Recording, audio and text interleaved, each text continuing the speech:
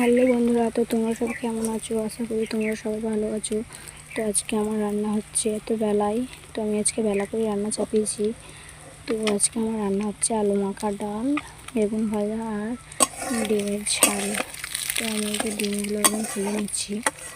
তো ডিমগুলোকে লাল লাল করে ভাজা হোক, তো তুলে নিয়ে ডিমের ঝালটা ভিডিওটা আজকে রেসিপিটা দেখাবো। তো তোমরা কেমন করে ডিমের ঝাল রান্না করো কমেন্টে জানাবে। তো বন্ধুরা, আমি সরষের তেল দিয়ে দিয়েছি। তো এবার আমি তেজপাতা দেবো। আমি তেজপাতা দিয়ে দিয়েছি। তো আমি একটু পাঁচ ফোড়ন দেবো। পাঁচ ফোড়ন দিলে তরকারিতে টেস্ট একটু বেশি আসে। তো আমি আমার বাড়ি থেকে শিখেছি সব তরকারিতেই পাঁচ ফোড়ন দেয়। তো পাঁচ ফোড়ন আমার দেওয়া হয়ে গেছে।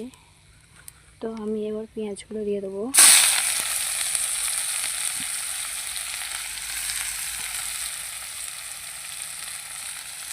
তো আমি পেঁয়াজগুলো দিয়ে দিয়েছি।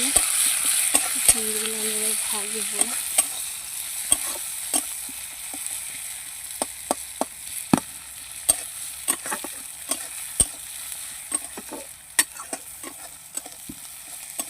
তো পেঁয়াজগুলো লাল লাল করে ভাজা হয়ে গেলে আমি এবার টমেটো দেবো।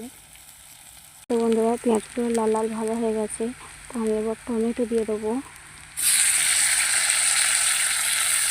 তো আমি এবার টমেটোগুলো দিয়ে দিচ্ছি। তো টমেটোগুলো দিয়ে আমি একটু ভাজবো।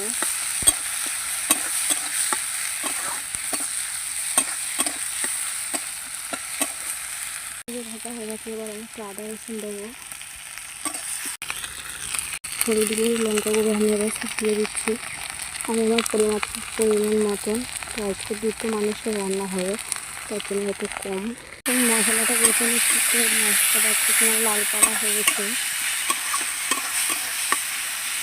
তো একটু সামান্য আমি আমার পরিমাণ মতন জল দিয়ে দেবো। তো জলটা দেওয়ার পর ডিমটা দিয়ে দেবো।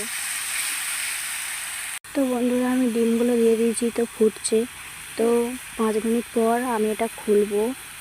5 মিনিটের কমও হতে পারে। তো আমি এটা খুলে দেখবো যে তরকারিটা কেমন হয়েছে, ঠিক আছে?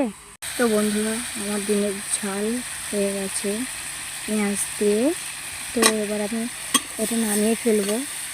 তো একবার শুকনো শুকনো করলে তো আর হবে না, কারণ একটু গাজল করে তো রাখতে হবে। তাই হয়ে গেছে, দেখো কোনো লাল টকটক করা হচ্ছে। আমি এবার নামিয়ে দেবো।